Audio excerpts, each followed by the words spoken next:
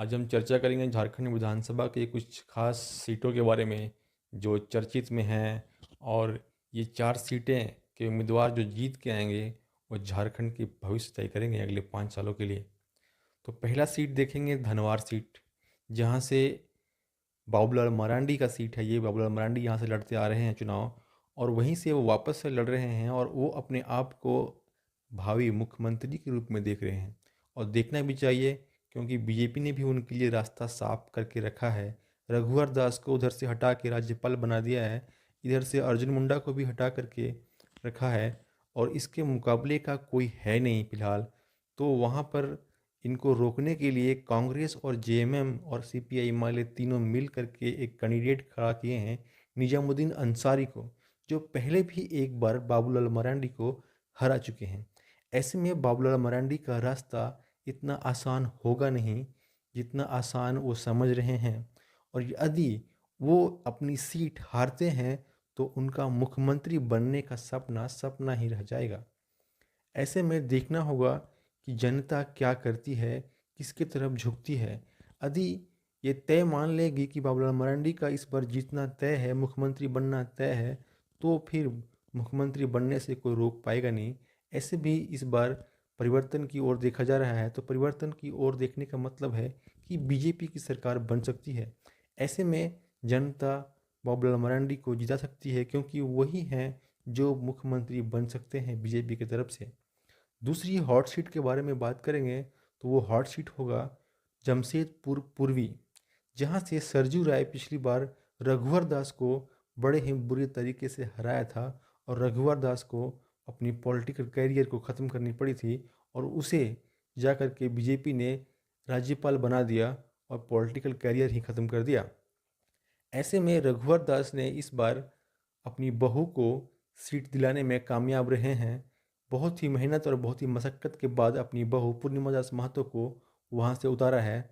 और रघुवर दास की रास्ता आसान करने के लिए सरयू राय को पूर्वी सीट से हटा करके पश्चिमी सीट पर हटा लिया गया है, क्योंकि वो बीजेपी के ही गठबंधन की एक पार्टी से चुनाव लड़ रहे हैं। ऐसे में अब देखना पड़ेगा कि पूर्णिमा दास महतो जो अभी अभी दुल्हन बन के रघुवर दास के घर में आई हैं, उनके लिए ये चुनाव जीतना कितना आसान होगा। उनके सामने कांग्रेस ने एक बड़े दिग्गज नेता को उतारा है, ताकि उनकी राहें को कठिन कर सके और उन्हें जीतने में नाकामयाब कर सके, और रघुवर दास के पॉलिटिकल कैरियर को पूरी तरह से ख़त्म कर सके। हम जानते हैं कि आखिर पूर्णिमा दास महतो के सामने में जो उतारा गया है चुनाव में, वो है कौन। उनका नाम है डॉक्टर अजय कुमार। ये doctor Ajay Kumar JVM party से 2011 से 14 के बीच में जमशेदपुर में ही सांसद रह चुके हैं। उस समय अर्जुन मुंडा ने इस्तीफा दे करके झारखंड के मुख्यमंत्री बने थे, तभी उपचुनाव हुई थी जमशेदपुर में, और उसी उपचुनाव में झारखंड विकास मोर्चा बाबूलाल मरांडी की पार्टी से वो चुनाव लड़े थे डॉक्टर अजय कुमार, और वो जीत करके 3 सालों तक वहाँ पे सांसद रहे। 2014 में जब जेवीएम पार्टी से वो हार गए, तब जाकर के कांग्रेस में शामिल हो गए। ये 1994 से 96 तक एक आईपीएस ऑफिसर के रूप में जमशेदपुर में ही सेवा दे चुके हैं। उसके बाद टाटा में सीनियर एग्जीक्यूटिव के रूप में काम कर चुके हैं। ऐसे में वो वहाँ के परिचित और जाने माने चेहरा है डॉक्टर अजय कुमार।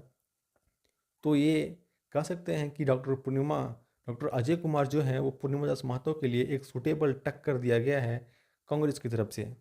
अब देखना पड़ेगा कि पूर्णिमा दास महतो जीत के आती हैं तो क्या करती हैं। जीतने के यदि वो जीतती हैं तो बीजेपी की सरकार में एक बहु मंत्री के रूप में देखी जा सकती हैं। तीसरी सीट हम बात करेंगे गांडे गांडे विधानसभा के बारे में, जहां से चुनाव लड़ रही हैं कल्पना मुर्मू सोरेन ने 2023 में उपचुनाव में गांडे विधानसभा से ही चुनाव जीता 17,000 वोटों से। अपने ही पार्टी जेएमएम पार्टी के विधायक को इस्तीफा दिलवाया सरफराज अंसारी को, और वहाँ पे फिर उपचुनाव हुई, और उपचुनाव होने के बाद वो अपनी जीत भी दर्ज करी।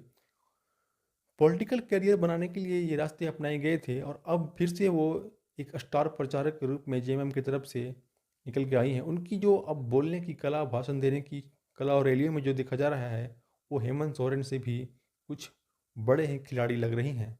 ऐसे में उनके सामने उतारा गया है मुनिया देवी को। जानना चाहेंगे कि मुनिया देवी है कौन। तो मुनिया देवी वहाँ की ज़मीनी स्तर की नेता हैं, जो 2010-11 के त्रिस्तरीय पंचायती चुनाव में जिला परिषद के रूप में चुनाव जीत करके आई और जिला परिषद की अध्यक्ष भी बनी। 2022 में पुनः वो जिला परिषद की अध्यक्ष बनी। तब बीजेपी की नज़र उस ज़मीनी स्तर की नेता पर पड़ी और 2022 में उसे अपने पार्टी में शामिल कर लिया और उसका इस्तेमाल अब कल्पना सोरेन के खिलाफ कर रहे हैं। अब देखना पड़ेगा कि ज़मीनी स्तर की नेता कितना टक्कर दे पाती है कल्पना सोरेन को, जो एक मुख्यमंत्री की वाइफ हैं, पत्नी है और शिबू सोरेन की लाडली पुतोहू हैं। अब देखना पड़ेगा कि क्या होता है इस चुनाव में। एक और चर्चित पॉपुलर सीट है जामताड़ा की, जहाँ से चुनाव लड़ रही हैं सीता सोरेन, जो शिबू सोरेन की बड़ी बहू हैं। और यहाँ पे इरफान अंसारी, जो इन दिनों काफ़ी चर्चा में हैं अपने वाणी को लेकर के, अपनी जो बातें उनके शब्दों इतने बिगड़े बिगड़े निकल रहे हैं, इसके वजह से वो चर्चा में आ गए हैं। देखना पड़ेगा कि इरफान अंसारी वहाँ से 2 बार विधायक रह चुके हैं, उनके फादर भी वहाँ से विधायक रह चुके हैं। उनको सीता सोरेन कितनी टक्कर दे पाती है।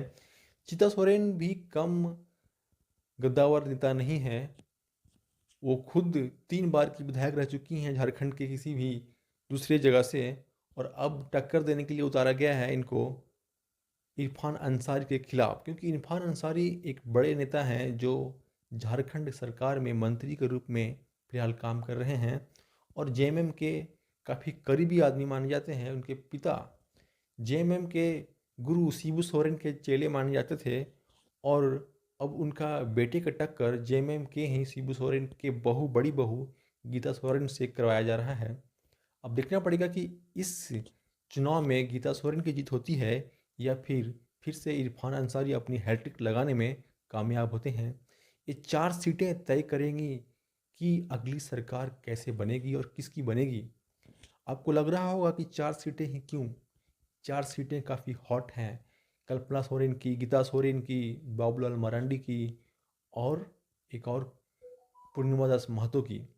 इनकी सीटें यदि सारी की सारी बीजेपी की तरफ जाती हैं तो बीजेपी की सरकार बनने से कोई रोक सकती नहीं है, और यदि ये चारों सीटें जेएमएम की तरफ जाती हैं तो जेएमएम की सरकार बनने से कोई रोक सकती नहीं है।